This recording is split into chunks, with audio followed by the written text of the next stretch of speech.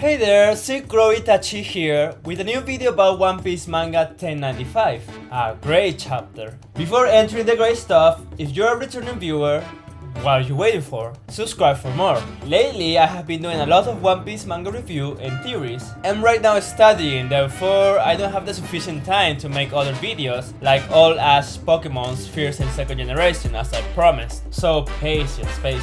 Alright then, Harimeru yo!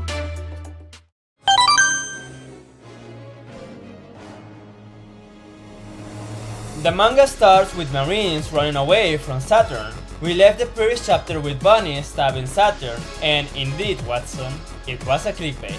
Saturn allowed himself to be stabbed and thus attack and grab Bunny. We still don't know what kind of attack Saturn made. We even have more info about his power.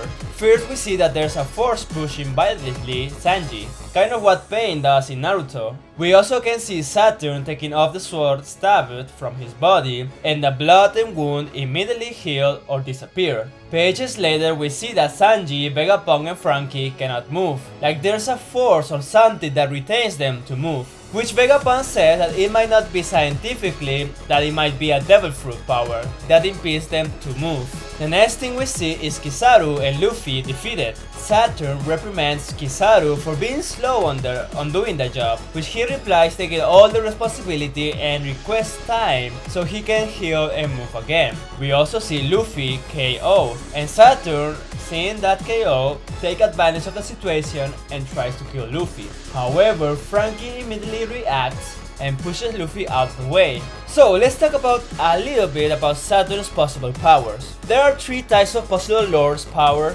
that Saturn might have. The first one is the ushi-oni, or the demon ox or cow. As we can see, he might have the properties of a spider, meaning he might use web and especially venom, an important weapon that ushi-oni from Japan meat uses. The second Lord type is the demon side. Since we saw previously the satanic ritual or invocation Saturn's came out, he might have demonic powers like, for example, the reason Sanji, Vegapunk and Franky cannot move is because of a demonic possession or power. For example, there is the myth or belief that when you are sleeping and suddenly you wake up, opening your eyes, sometimes you cannot move your body, but you are aware of that situation.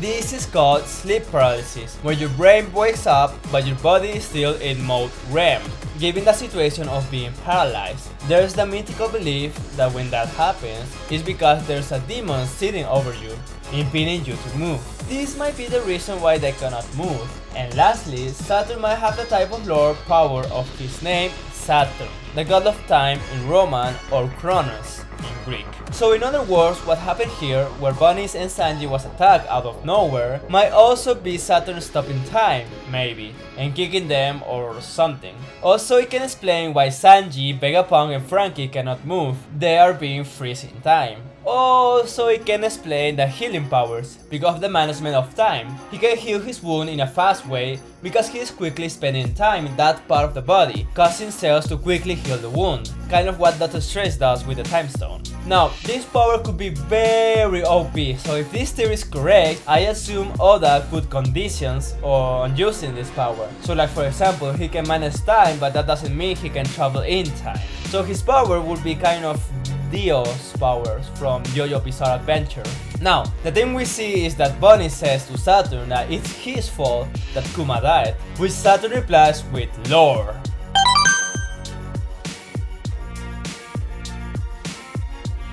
The first thing this old man reveals is that Kuma was born to be a slave, because he is a descendant of a family that committed a great crime to the world. Kuma is a survivor from that extinct race called BUCCANEERS. We then see how Kuma talks with Bunny about his dream of being a hero and help the people to be free like the warrior of freedom, Nika. We see a cute panel where Kuma demonstrates to little Bunny how Nika used to dance and make laughs to everyone. Alongside these memories, Saturn orders the Marines to aim to shoot Bunny. After this flashback, we are going 47 years before the current timeline, in Sorbet Kingdom, the birth of Kuma. We can see his father and mother all happy together. Kuma's father talks with the doctor so he can be quiet about Kuma's father and Kuma's bloodline. Although the doctor promises not to say a word, the government made the doctor to talk. Kuma's father tries to talk with the government that he is the only one who must be a slave because of his blood, but not his wife or child. However, the world government didn't care and sent the 3 to be slaves of the 10 Rubitos. We can then see Kuma doing slave stuff like being chained, moving heavy stuff, being beaten with whips, and being threatened to die if he keeps crying. The next thing we see is Kuma's father talking with Kuma. At first, he is smiling, saying how is everything. I suppose minutes later he talks with Kuma saying that her mother died, but she is now in a better place. There is when Kuma's father talks about being strong and resist, that someday Nika, the sun god, will appear. He then starts talking who is Nika, and teaches him that Nika is someone who the Buccaneer race have been telling about generation through generation, and then he will come someday, smiling and dancing in a way that everyone starts laughing. We see Kuma smiling and laughing a bit until we hear a shot and blood sprayed in Kuma's face. After Rubito killed his father with a gun, saying to shut up. The next thing we see is another backflash, this time 30 years before the current time. This time we are in God Valley, but before going to God Valley's lore, to continue Kuma's story, we see that Kuma tried to escape, practically the same image we saw when Bunny was seeing Kuma's memory. After that, we hear a familiar laugh. Someone curiously talks to Kuma, saying that he heard that the Buccaneers have giant's blood. After saying this, we can see 2 slaves. One of them, we know him from Impel Down. We see Emporio Ivankov and Ginny, kind of introducing themselves to Kuma. Now, a couple of things. First of all, what is a Buccaneer? A Buccaneer in real life is a group of civilized people at first, until Spain attacked their big town and the Buccaneers, without having a home, they become pirates. One of the famous pirate Buccaneers was Edward Teach, also called Blackbeard. And guess what? The Buccaneers in One Piece, according to Ivankov, have giant's blood. We know that Kuma is a very tall guy, but we have known others who are tall people, but not as a giant though. What if Blackbeard and Whitebeard and the others have some degree of Buccaneers blood hybrid with a normal stature human?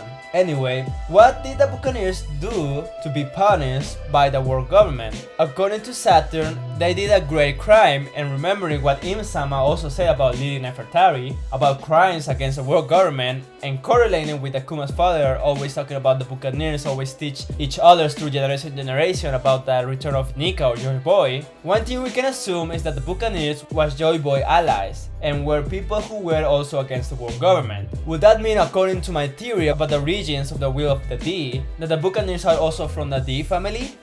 Probably. Every family or person that were against the world government in the void century, as far as we know, have added the D in their name. So yes, probably the Buccaneers are part of the D family. That would also mean that they probably were celestial dragons, according to my theory, of course, about the origin of the Wheel of the D. By the way, go check it out after this video. I have read some comments about what have the Buccaneers probably done, and there were theories in that the Buccaneers conspired and helped Lily Nefertari to separate the poneglyphs throughout the world. This theory might be correct, it makes sense to me. Also, this race might be the other race Big Mom was talking about. She said there were 3 races left to join her country or Iceland, whole cake. As far as we know of 2, Giants and Lunarians. Knowing that Kuma is the only survivor, this will mean that Buccaneers is the 3rd race Big Mom was talking about. Interestingly, these 3 races were expecting Nika or Joy Boy. The other thing about this part is, who the heck is Ginny? Well, the most obvious thing is that Ginny could be Bunny's mom, in other words, Kuma's future wife. We see her with a piece of meat, meaning that she might love to eat food and, well, meat. Bunny also have this characteristic. However, something I have been reading is that Ginny could also be Luffy's mom, which this argument can also be part of the discussion table. However, I rather prefer the theory of her being Kuma's future wife. The reason is because Ginny has freckles, a physical characteristic Luffy doesn't have. I get the idea of her being Luffy's mom because this event might help us understand the origins of the Revolutionary Army by the meeting of Kuma, Ivankov, and possible Dragon. So probably Dragon fell in love with Ginny, the slave, and probably that's the reason why Dragon wants to abolish the Celestial Dragons. It is not crazy because Bunny might not be Kuma's biological daughter. Bunny doesn't have Buccaneer's trait of being giants, so she might be adopted and could fulfill the theory of Bunny being Big Mom's clone. Although I really prefer the theory of Ginny being Bunny's mom. However, now that I think of, Bunny also doesn't have freckles, so Probably Ginny isn't wife of no one and we are discussing, so at the end Oda trolls us. Anyway, the next thing we need to discuss is about Shanks' possible father.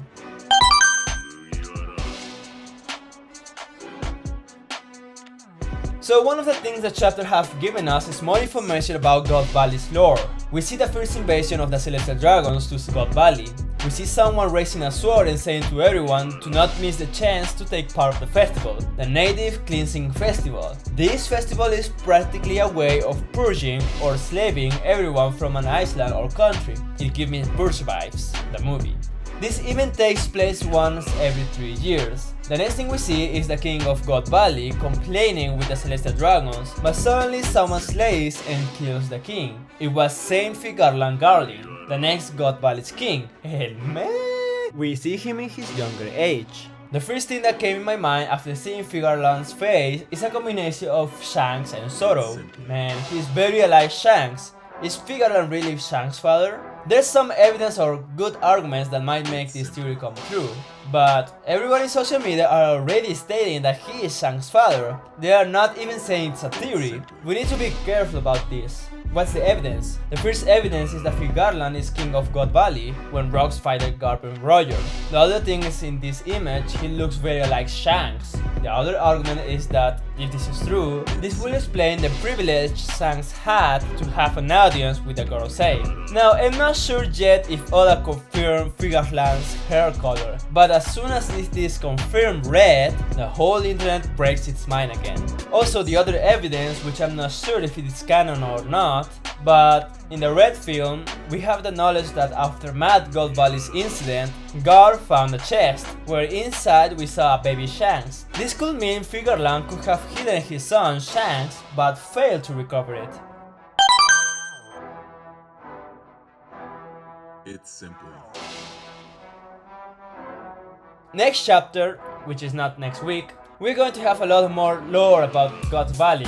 Hopefully, but for sure, we're going to see more about Kuma and his relationship with Ivankov and Ginny, with the possibilities of seeing the origins of the Revolutionary Army and the origins of God Valley's incident. Well then, I hope you liked the video. If you like, hit like and subscribe for more. This will help me a lot. Thanks guys, hope you have a fantastic day and see you in the next video. Maaaaan.